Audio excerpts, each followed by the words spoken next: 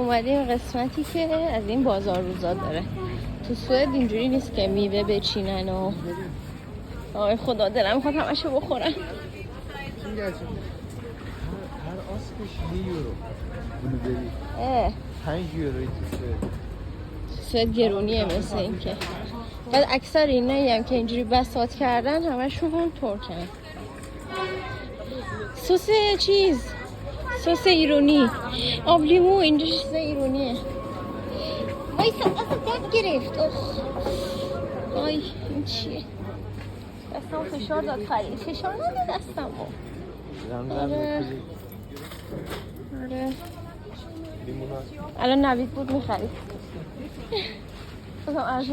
ارزون تر از اینجا. دنبه گوش نمیشه اینجا میچرخه. من اون تایمی که تو ترکیه زندگی میکردم از این بازارها بود. همیشه از بازار آدم خرید کنه. خب تازه تر محصولات و اینکه مثلا یه سریاشو ولی چاقال بادامش خیلی چیزه مونده است انگار. گوجه سبز دیدی بهم بگو. بعد آره اونجا خرید میکردن چون اینکه اکثرا این پیرزنا پیرمردا خرید مثلا میکاشتن میآوردن میفروختن. اینجا هم یه حالت اونجوری داره.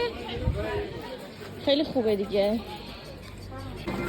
بچه تو این بازاره حالا این قسمت کلا غذاهای عربی شاورما و نمیدونم کباب ترکی فلافل زیتون اینا رو انواع اقسام زیتون به به به مثلا اینا رو دیدم گشنم شد. حالا موقع برگشت خودم خفه کنم. ما اومدیم این مقصد بعد اینجا بریم داخل وین داخل شهر دقیقا بریم بچرخیم. ولی فکر کنم اینجا انقدر سیر بشم که تو شهر نتونم چیزی بخورم. به به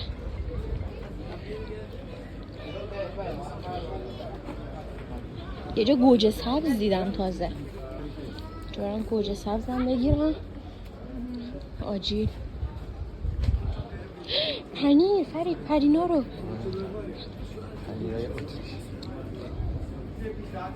وای پنیر تاموجری رو پیدا کردم.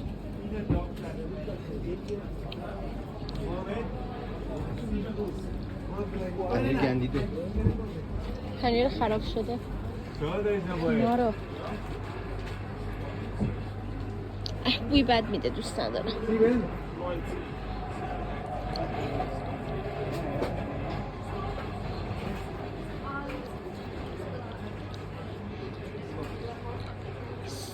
سرهات کباب داداشمون کبابیه. به به به گوشتم شد خدایا. داره دونر میزنه. بورک هم داشت تازه. میوه پای گوجه سبزیدی بگو. فلافل قبه بادم جون. آیا چیکار کنیم از کدوم بخوریم از کدوم نخوریم. آره زیتون بارمون چند کیلوه؟ زیتون نگیریم ببریم؟ نمیشه دیگه. بار هم نمیتونیم. گوجه سبز نداره؟ باید داشته باشه. از اینا تو ترکیه میخوردیم. فهمیدی کدومه؟ وسطشو میخوردیم؟ از این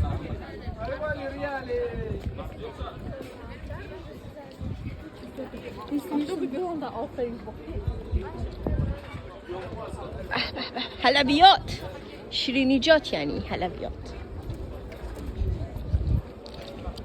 وای خدایا این گوجه سبزه برای اون بهتر بود انگار. خیلی هم نزدیک رد شد ترسیدی.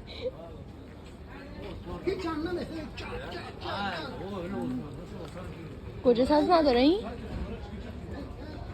نه دیگه رسیدیم به آخرش. افضحني بالسوق.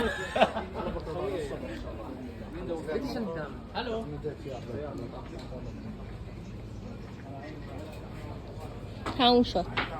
رسیدیم به ته بازار، اینجا که مرغ فروشی، مرغاشون هم تازه است همه. خدایا برگردیم.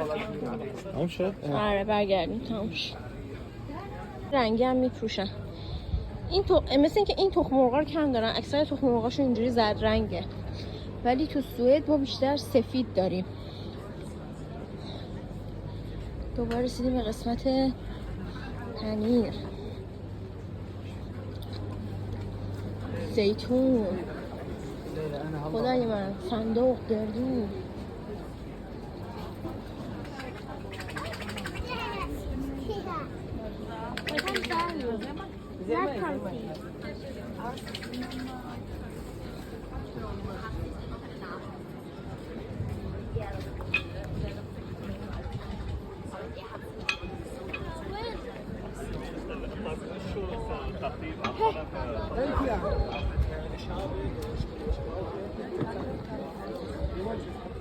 خیلی شامی. آها فکر کنم اون زنه از اینجا گرفته بود به جلوتر بود.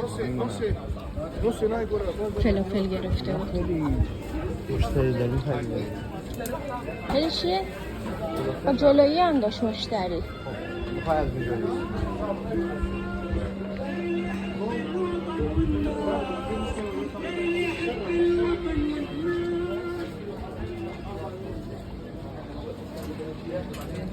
به، جیگر و دنبه و کباب.